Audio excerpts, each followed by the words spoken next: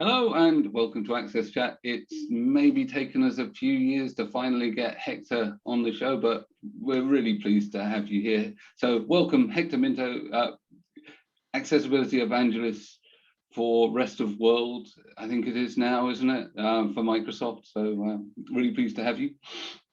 Thanks, Neil. Good to see you. Good to see you, Deborah, Antonio. I have not been avoiding you. I just want to make that super clear from the start. But we really wanted to have you on, Hector. You play such an interesting role, and you play a global role. So we were very excited because Neil would say, I asked Hector again, but he's got these other speaking engagements. I asked him again. So anyway, we have been a bit stalking you. So thank you. I always wanted to give my seat up to some people who had really something interesting to talk about, you know, a product or a program. So, I always think of myself as a generalist. So I'd much rather always deliver you a specialist. Well, he needs your work too, though. Well, you're amongst other generalists here, so welcome. So just for the audience, obviously we know each other well, but tell our audience who you are, how you came into the profession. A bit of history would be great.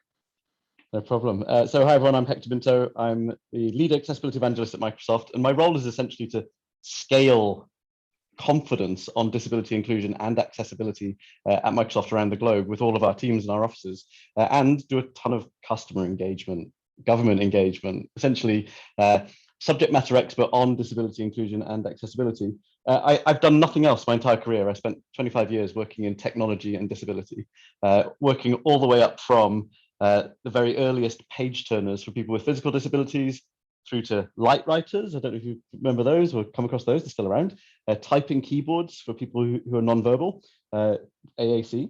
And then I moved to Possum to do home automation for people with physical disabilities, working essentially for a spin-off from the NHS in the UK, using home control before everybody wanted home control, right? And then I went to work for Tobii doing eye gaze for 10 years. Tobii Dynavox in Sweden. My background, the reason I got into it was essentially because I was fixated on the topic pretty early on in life. My mum, I hate it when she listens to these, by the way, because she rings me up and says, "Oh, I see you noticed me. You mentioned me again on a podcast." But honestly, she dragged me to a special ed class, as you would call it in the UK, as a teenage boy, and I made a ton of new friends in the world, in my village where I lived in Bristol in the UK. And from that day forward, I was kind of obsessed with this concept of like, how do we just empower people, right? And so I came out of my degree, got bored, thought I'm going to just go and do this, and I've had an amazing career. Honestly, it took me 20 years to get to Microsoft, but honestly, the reason I joined Microsoft and came out of the assistive technology space was this is a seriously important moment in human history we're sitting in right now. Think of digital tech is essentially the buildings of today, right? It's the we used to think about the accessibility of buildings. We have to think about the structural inclusion of people with disabilities in technology now. And to all of my friends from my career in assistive technology, you have so much to offer the world in terms of your knowledge and experience about how to build that. So this is a rambling intro. I recognize that, Neil. But yeah, I mean, this is my history, my journey is honestly pure assistive tech. Which is quite unusual for someone of our generation, to be fair. So yeah, you did something similar though, Neil. I've been in it for a similar length of time, but I came about it. I did have some other jobs first, so so it's usually a second career. Yeah, I had a very unprofitable record label. Worked in the music and video business. Did the arts degree at uni, and some pretty random jobs before working in sort of dot-coms and yeah, in fact, dropped into assistive tech and immediately found my vocation. So, but yeah, it's been a really long and interesting career, and you get to play with loads of stuff, right? And yeah, work with some great people, as Deborah put in the chat. Find your tribe. So I think that community that is built, that you're part of, that we're part of, that we consciously try and grow is. Thank you. I should have done. Everyone checks their phones now. Yeah. So yes, couldn't happen. I'm doing well on video interviews this week. No technology problems at all. Yay. None whatsoever. None at all. So that tribe, that community, and you're right, the focus on how we can make tech and the ecosystem, because tech is the ecosystem that we all live in now, work for everyone is super important. And I think, talking of ecosystems, there's big talk of new ecosystems coming up. Yeah. So Facebook rebranded to Meta, stole the logo of several other large Virgin Media and several other large organizations with the sort of infinite loop. But the point being is that the metaverse is the hot thing right now. We were talking about Second Life while we were offline, which was the proto of the metaverse. And then recently this week, Microsoft announced some stuff about the metaverse in Teams. So maybe you can tell us a little bit about the plans, and also then we can talk about the opportunities there are for. Sure. I mean, I'm not qualified to talk about the plans for metaverse, but fundamentally, it's being predicted as one of the next big things for technology, essentially a remote existence in a physical space. It's been a lot of work done over the last number of years with HoloLens and HoloLens 2 in terms of taking people into a space physically through avatar. So for training functionality, for walking around buildings or walking around new car designs and things like this, there's this idea that you can do this using your HoloLens, or increasingly now going to be built into mainstream technology through Meta, right? Or through metaverse. It is nothing we've not seen before in terms of, as you say, it really is just Second Life, but it's like this. It's this moment probably when the mainstream starts to go, oh, this is interesting, and perhaps COVID and remote access and perhaps the sustainability movement is pushing a lot of this in saying, actually, we don't need to fly out to that factory when we can do things remotely. So there's a lot of that's gaining momentum. From an accessibility perspective, on the face of it, again, great opportunity. If we take away the need to travel, and some of those, barriers that exist for many people with disabilities, then of course this comes with great opportunity. But of course, it also comes with great risk that we don't design people with disabilities into the experience. It's always, again, right, Deborah, right? I mean, this is genuinely, Deborah, I've always said that's why assistive technology exists, because it's essentially somebody designing something for the bit that didn't work in the first place, right? But as Microsoft and as we put a huge focus on accessibility increasingly, and we've been on a long journey on accessibility at Microsoft for over 20 years. We've got to make sure that we're in the room. I'm not going to start singing Hamilton. I think I always joke with Neil about this. It's like, got to be in the room where it happens. Otherwise, as accessibility people, we've got to be in the room where it happens, because otherwise, it's not going to happen by accident. Accessibility is always deliberate. But I watched the keynote, and there was this amazing moment where the avatars had individual subtitles or transcription. Essentially, it was actually being used as a translation demo. You could have somebody Japanese, somebody English, and the automatic translation would just be showing in captions underneath them, which in the face of it, wow, that really augments the human experience. What that means for somebody who's deaf/hard of hearing, somebody who uses captions, it means that actually in a virtual meeting room where 3 people are talking over one another, you're going to be able to see what somebody's saying, right? So there's big benefits potential in that world. But as always, technology may become more accessible for somebody and less accessible for somebody else. And the more that we work in a world where things are not personalizable, let's use that word, we've got to make sure that this emerging tech has the same personalization available to it that we've got used to in an email or a web page or whatever that might be. So new tech, actually, Neil, just personally, I always like it when we create a little bit of noise or a bit of friction with new technology, because that gives me and our team we get permission to knock on the door of that team and say, right, let's chat. Here we go. But so please don't ever feel that you're never going to get me to kind of legal my way out of a conversation about accessibility and technology, right? We embrace that friction sometimes to make sure that we can move the world forward. Yeah. Which is such an important point. I just want to comment on a couple of things. In the first place, and I've said this before, and I haven't traveled in a couple of years, obviously because of the pandemic. But before that, when I was traveling heavily and I was going to developed countries, Microsoft would always be at the table. I remember one time in Egypt, in Cairo, Microsoft was the only vendor, it was the only corporation there, and the audience was just going after Microsoft because this wasn't accessible, and I remember at one point just saying, okay, these gentlemen came from Microsoft to listen to us, and we're just like ripping them apart. So it was just, I just wanted to acknowledge that a lot of times when you're in the room, and I know that they face this at ATOS as well, you're not always appreciated that you're in the room. So I just wanted to make that comment. Another comment you said was when we were teasing you about not being on the show before, and you said, I want to make sure that others could talk about what they were doing. And I think that is just such an important leadership comment to make. So I want to say that to you, Hector, because I know that you're located in the UK, but we know about your work in the US and we all appreciate you. Just want to let you know.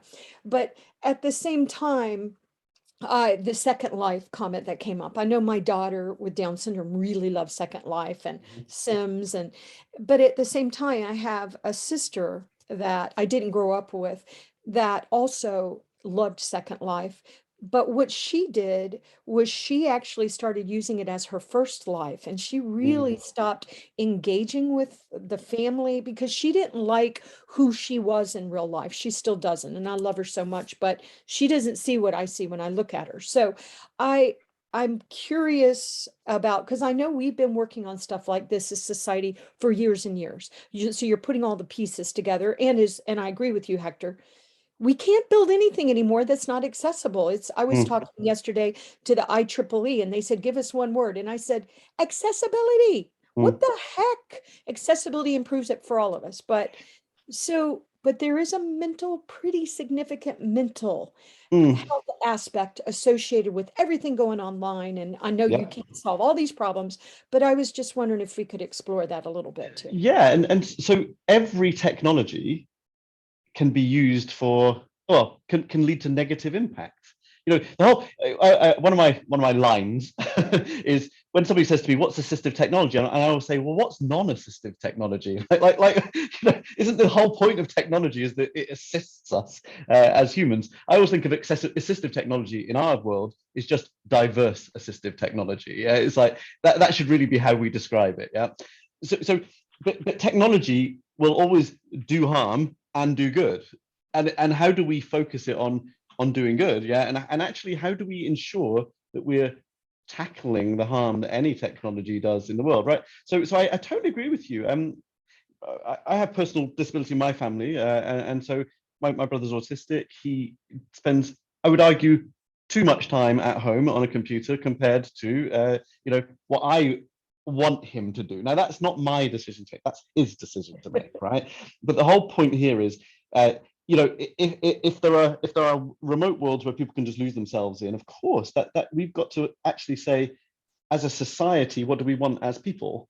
Yeah, and we've got to make sure that digital doesn't become the only option. One of the things, Deborah, I always think about is the closing of post offices and banks, and everyone goes, "Oh, this is progress," and you're like, "Well, actually, go to a bank on a Monday morning and tell me who's there," and it's everybody who wants that human engagement, wants that personal contact, and we as humans have to decide: do we want all of this?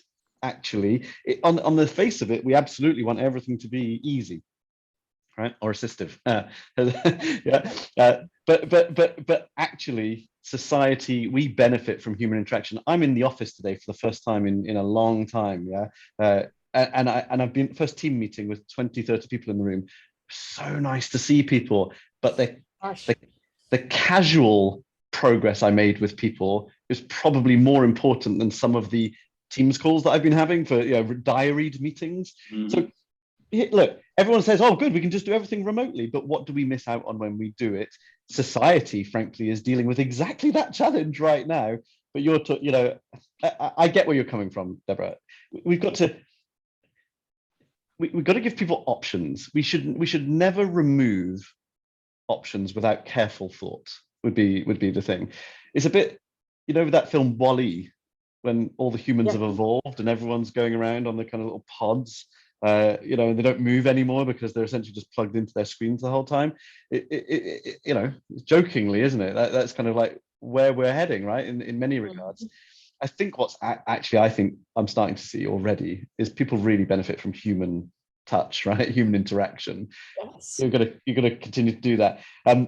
We talk a lot about hybrid now in the workplace. Maybe this is how we take the conversation, but remote work for many people with disabilities is enormous. I mean, it's a huge opportunity. The impossible that many organizations felt pre-pandemic in terms of somebody couldn't possibly not work 9 to 5 in the office, right, is a massive boon for people with disabilities in many regards. Yeah. But what we got to be careful with is that we don't turn that into the default. Yeah. We got to hybrid. We got to find options. Great. So we often have, we are all excited about technology. Many people around the world are excited about the new technologies and are developing them. But how can we make sure that we're able to keep that balance? I'll just give you a random example that I was listening today, where the Portuguese health services, they were complaining, people that are older than 80, they are not doing their third wave vaccine bookings online. Of course, they're not. Some of them, they might depend from other people to do those things. How do we make sure that we keep a balance and we are aware of the others, and we don't expect everyone to do things online, because some of them, they might not know how to do it, and others, they don't have access.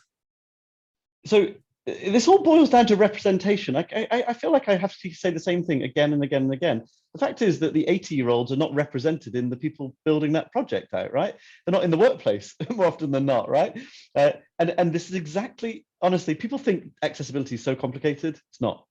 What we've proven at Microsoft over the last number of years, and we're still on a journey, I'm always wary that we come across a little bit as though we're trying to say everything's perfect at Microsoft. It's not, right? All businesses are on a journey. But whenever anybody says to me, what's the quickest way to make progress? It's obvious. Representation. Yeah. And it's not just the representation of new hires, although please do new hires, right? Inclusive hiring, absolutely practice this. But it's also having conversations with people who are not talking about their disability in the workplace already. Yeah. So one of my favorite, honestly, if you asked me what is my biggest achievement in the last 5 years at Microsoft, honestly, the thing I'm most proud of is the number of colleagues who share their disabilities with me on a daily basis, who were never talking about that before. And not only are they talking about it now and saying, this doesn't work for me and I need this to work for me, things like my training. I've got one of my colleagues, Kelly, she won't mind me name dropping her. We always talk about Kelly's dyslexia, and she's like, every year Microsoft drops this enormous amount of training on me and it absolutely stresses me out. Now she just clicks read aloud in Edge and she just listens to the whole training and gets it all. Whereas before she had to literally put aside weeks of time to go and do that training. We've because she disclosed to me, and this is the point, she discloses a disability, somebody then transacts with okay, let's personalize this experience. Yeah. And suddenly you feel inclusion, that's how we move inclusion forward. Now, what's happened now is obviously she's much more confident, and I'm not picking on Kelly as an example, but she's her own evangelist now. She tells everybody about these experiences, and that's how we scale. Representation is how we will tackle life's challenges. What about this thing that happened at COP this weekend? We shouldn't. I'm not making a political statement about it, but I tweeted about it, so I should maybe mention it. But there was this moment where everyone was saying, wasn't it disgusting that the COP event wasn't accessible to the Israeli delegate, the Israeli elected politician in a wheelchair? Yeah, and everyone says, well, isn't it disgusting? And I'm kind of sitting there thinking, no, it's great because we wouldn't have known that had she not been elected. Well done, applause. And the fact that she was the attaché to the event to expose what worked, what didn't work, is how we make progress. Yeah. like these moments shouldn't always be moments where and it goes back to what you're saying about your Egypt trip, Deborah. Let's give people permission to learn and move forward. Don't we can castigate and we can critique and we can criticize, and absolutely we've got to do it. Yeah. But then what we've got to do as stage 2 is say, okay, can we make progress together? Yeah. And actually, do you know what? One of my other lines, like 1 in 6 people have a disability. I mean, people are saying 1 in 4 now, right, Deborah? But 1 in 2 people love somebody with a disability or care about this topic deeply. And we've got to embrace that as an accessibility community and say, this is not about only everyone knowing exactly how everything works. This is about winning hearts and minds and taking the social justice of inaccessibility to task. Yeah, I love your line, Neil, and I steal Neil and I always steal Neil's lines. But I love Neil's line about inaccessibility is digital pollution. What a line! I mean, like you're a poet, Neil. No. It's like inaccessibility is digital pollution. It's the blocker that stops me participating. Yeah, and once people understand that and understand there are things they can do, build knowledge, make micro commitments in year 1, progress in year 2. Once you get somebody to start doing that kind of stuff, that's how we're going to start making progress. But it starts with that recognition and that I have another hashtag that I use internally at Microsoft, like this is us. So we talk so much about accessibility as if it's a deliverable only, but it's not. It's our lived experience too. It's a human thing. Exactly. We have exactly that same representation as anybody else, any of our customers. Yeah. And actually, when we start having this conversation internally and recognize our own representation and empower it and create platform for it, we will all start to make progress on the topic. So there's a few things you said that I want to pick up on, right? So I think that absolutely we want to create those cultures within our own organizations and for our clients where people feel empowered to talk about their disabilities, their needs, arising from all sorts of things in life, right? So lots of people that would classify as being disabled don't consider themselves as disabled. So talking about their needs and their wants and what makes life better for them, that needs to be part of a virtuous circle where when people do that, they're met with a positive response and action, because otherwise you don't make it worthwhile to identify what's in it for me. Yeah, exactly. So if they don't see a positive response to those requests and that openness and quite often it does take courage, right? Especially at the beginning of that cycle of growth within an organization. Mm-hmm. It really does take some courage for people to come out about their disabilities. If there isn't a positive response, then it kills the whole thing off. So that willingness of management to respond is really, really important. Well, I mean, I didn't, honestly, Neil, in my career, I worked for smaller organizations and I genuinely didn't know what executive sponsorship meant when I came into Microsoft. It was like this weird term everyone was using. I was like, what is this? Yeah. And I was like, is it money? No. Yeah, they sign on the how many laps are you going to do? And because they have more money, they can put more per lap. But what it was it was leader support, right? Leader sponsorship. And it took me a little while to work out, but I have some amazing relationships with leaders at Microsoft, and they are the unlockers for the progress we make. Yeah, massively. Yeah, people in the business, we're still hierarchical. As much as we all aim for flat management, yeah, there is hierarchy and there's sponsorship in our world. And so when somebody, and I would even argue we could take this into public life as well, right? I don't think this is just a business thing. But when somebody says, I'm committed to this, and I give you permission to be committed to this same journey, and you tell me what it is you want to do, and I will back you if you want to make progress on this. That's how we all move forward as Deborah, it's not, I don't think it's not leaders, it's as teams is how I generally feel about this. Some of my most favorite there's another story from COP. I'm going to say this one. I just got told this week, but there was a comment at COP this week that Microsoft's stand was the only one that had the booth at wheelchair height. Yeah, wow. And it got noticed. Okay, right. Now here's the beautiful thing about this. I don't remember any memo on this. I didn't get an email about it, right? It's in our principles, it's in our build standards for events. And I'm not an expert in building demo booths or anything like this. Okay, that's not my job. Yeah. But because we've grown a culture of inclusion at Microsoft, somebody in that team decided to make a micro commitment, yeah, to create a standard that this became what we did by default. Yeah. And that's the journey, I think, whether you're an HR professional, whether you're an IT person, whether you're a learning management system person, that's a big topic in the workplace at the moment in terms of accessibility, right? You have permission, you have to seek permission to drive accessibility and inclusion forward, yeah? Because it does cost money sometimes, right? Now, I mean, it's like this, change costs money, yeah. But it drives massive wins. And so when I have a very senior exec brought this up with me earlier today, that the booth was accessible, yeah, and it's like when they see that this is winning hearts and minds, and that people are noticing that, and it's becoming widespread. I love that. They're my favorite moments, when people do what they're good at in an accessible way, not just us building just accessible products. It can't be just us, right? Because there's too few of us, so we need everybody to buy into this, and so yes, like you said, I'm going to steal micro commitments. I like that. So yeah. Quid pro quo. But my favorite micro commitment, I know you do this like religiously, is make all your tweets accessible. Whenever I meet a team and they say, what do you need to do first? I was like, right, first things first, micro commit now. Every tweet accessible. And once you do that, you start building muscle memory. Yeah. It's like, okay, yeah, there's a disability inclusion thought there. Okay, do it. Yeah. And the number of people I now know who just do it religiously now, they just make sure all their social media is accessible, right?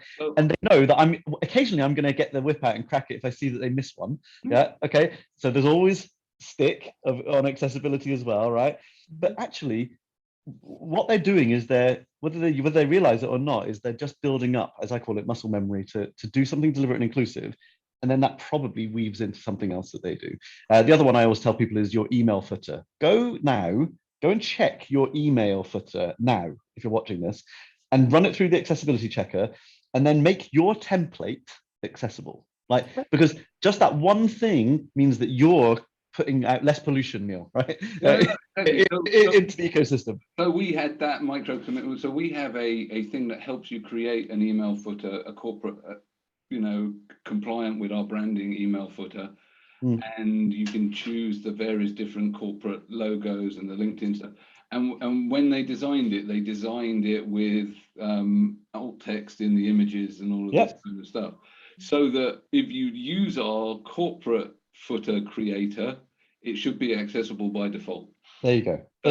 And again, that wasn't me that determined to do that. That was someone else that had, drunk the Kool-Aid. Yeah, but there's a people analogy here, Neil. I'm going to give it to you. Okay. What you're doing is you're putting the accessibility further up the supply chain. Yeah. You're like earlier in the supply chain. Yeah. Now, when we think about organizations, the more we put commitment to disability inclusion further up the supply chain, as in leaders saying, okay, this is my expectation moving forward, the rest of it just becomes more routinely accessible. So I joined Microsoft because of Jenny Layflurry. I mean, that's like the worst kept secret. I was like, oh, finally, you could see like we're going in the right direction as a tech industry. Yeah. But because Jenny has a position of leadership in Microsoft and everyone knows her, yeah, whether you're in real estate, marketing, sales, like there's no escape, yeah, and a position of authority that says this is a value, okay, in the same way that sustainability is a value, yeah, and we're committed to this. It puts it further up the supply chain, or as you might call it, and then it leads to just better behavior, more inclusion, better product down the thing, without any claim of perfection, right? Like we drop the ball, every business drops the ball occasionally. New teams get formed, mandated training now at Microsoft, right? Everybody has to train on accessibility now. So I'm not trying to be, I don't want to claim perfection. Never claim perfection on accessibility, right? It's going to get broken at some point. But increasingly, what we have to do is just raise this conversation up a level in the organization. And I think that's where you start to see progress. Yeah, well said. And I just want to say one more thing that I appreciate. A couple of things about Microsoft is that I like that you have a chief accessibility officer. I wish Atos would have a chief accessibility officer, just saying. I would like to see more corporations step up and show our community, sorry, Neil, I just think it's such an important statement to make. And I thought that when Francis West was made CAO for IBM and then Jenny LeFleury from Microsoft, I thought that we were seeing a trend to something really powerful. And I've seen nothing. So I would just like to see more corporations. I agree with that. Matters. I think Canada just put one in as well, though, didn't they? Oh, fun. I might have missed that. I'll tell you what, that to me is Neil's future job here. But I think every government should have a chief accessibility officer. I agree with you. I mean, if we truly believe this is a digital society that we're building, and I think you've got disability minister, you've got digital minister, you have all these different roles, but actually the cross section between digital and disability is accessibility, and the cost of building an inaccessible UK or inaccessible US is enormous. The extra cost that you get by just not routinely building in exclusion is huge. So I think corporates have shown the way. And I love Francis's work, and she's really made that real change and continues to in the work she's doing now. But to me, the next stage is what Canada are doing. Actually, I think that might be the next stage. Let's say we don't just want disability ministers, and we need more. Frankly, we need more disability ministers. There are not enough disability ministers around the world. But actually, if we're going to have digital ministers, which we're increasingly seeing, let's have accessibility ministers as well. I agree. It says a lot. It says a lot to our community. It says a lot to the commitment. So, yeah. So I'm definitely aware of what Canada are doing, and they've actually appointed 2 senior roles: the chief accessibility officer and another role responsible for the legal side of things. So it's progressive. I would absolutely like to see similar things happen for other countries. And when we had June from the European Commission on, that was one of the questions we asked, was whether or not Europe needs a chief accessibility officer. Monsieur Breton, should you be listening as the the responsible commissioner for the internal market with your 130 million disabled citizens or whatever it is, then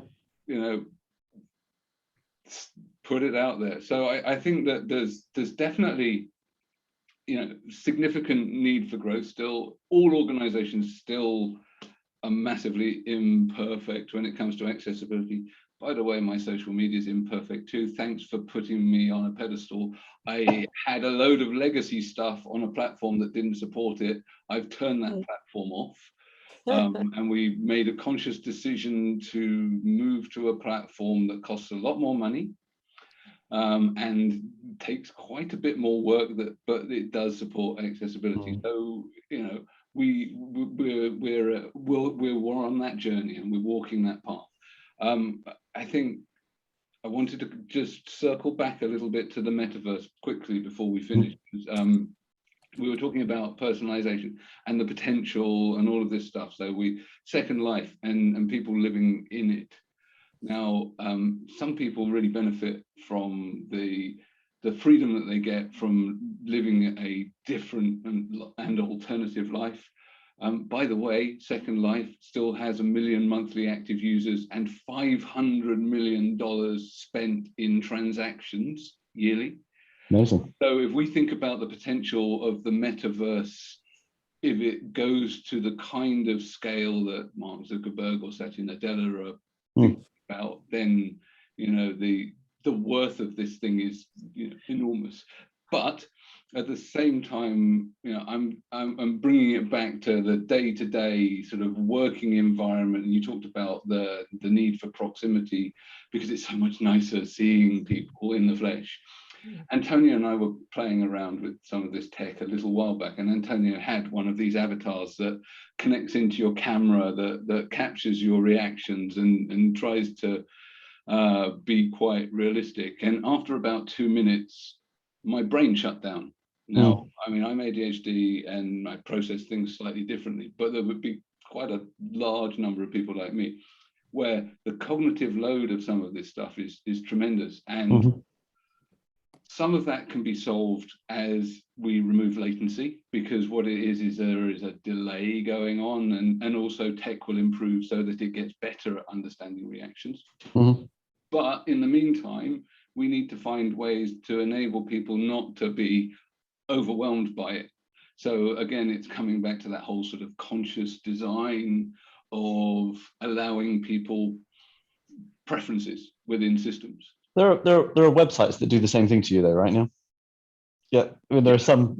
So absolutely. I think what not to use them, but exactly when you're in a working environment, for example, if you're using whatever the Facebook virtual world working environment is, or if you were using immersive meetings with avatars in a, say for example, Teams, it becomes a bit more difficult to avoid it because it's a working environment. So then the importance of being able to configure stuff to make it non-hostile and accommodating of your needs is elevated, I would say.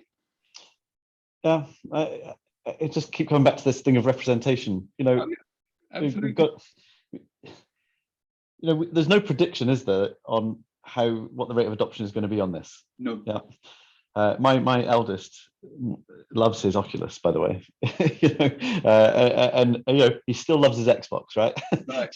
So he's got his experience in his Oculus, and there are times when I sit there and I just think he comes down with a face mask, markings around his face, because he's spent far too long in it, and I was like what is it you get out of being in there? And it is different, it is a completely different experience. It is. So it's going to be fascinating to, I think maybe the call to action, Neil, that it's like, remember, like, you're the expert in accessibility. We are the experts in the traditional accessibility space, but none of us are getting any younger, right? Yeah. And so we've got, as accessibility people, maybe we should all jump in there very quickly, and start to give our experience to the emerging tech people. Yeah. I remember when certain other platforms came out that were born inaccessible. Yeah. Most of them, that's right. Yeah. And actually, people always ask me, like, why Microsoft so invested in this space? And I was like, well, because we've been doing it in Office since like the 8, whatever it is. I don't even know how. Well, you have. Right. If y'all hadn't made accessibility a priority so early, I know you were accessible. Your operating system was accessible at 3.1. I'm definitely telling my age. I couldn't have created Tech Access, where all of the technologists with disabilities worked from home, nursing homes, I couldn't have created a company. And then on top of it, and I've said this on air before, it's a long time ago, but we learned to do accessibility from Microsoft and IBM, because Microsoft has so much good training resources. And at the time, IBM did too. I don't know if they still do. So we actually taught our team, but we couldn't even have had a Tech Access if Microsoft had not committed. And I'm not saying Microsoft is accessible across the board. You're not, because like you said, it's an ongoing thing. Technology's changing so fast. Nobody can be accessible all the time. Yeah, we can't. It's moving too fast, but I want to applaud what Microsoft has done from the beginning, because our community has benefited from it. And we've got to take the muscle memory from those teams that are responsible for that legacy, the history of accessibility and technology, and make sure they're in there talking to the emerging technologists. Yeah, because I mean, it's never surprising when something is born inaccessible. It's never, but our responsibility as the people who do this and have the legal responsibility and all these other things. We've got to be the ones that actually kind of break the door down and say, hey, let us in. We need to chat. And actually, Neil, let me just say one other thing. I think the more this world gets digital around us, we're not going to be talking just about Windows or iOS or or Chrome, whatever, or Internet Explorer, Edge, Safari. In terms of the environments, we're going to be talking about car operating systems, banking operating systems, they're going to have to learn about accessibility, you know, in terms of their systems being, you know, the platforms that they're built on having all of this accessibility built into them. One of my favorite things that I see right now, I just chatted in one of those corridor moments because we're back in the office to a colleague, and he was telling me about the power apps that they've built for 3 government customers over here. And he was like, oh, we made them all accessible because the accessibility checker that was in Office migrated to the accessibility checker in the Power Platform, which Wow. then, you know, see what I'm saying? It's like, it's almost like view it as heritage, right? It's like, well, we had an accessibility checker in that platform, so let's take it to this platform.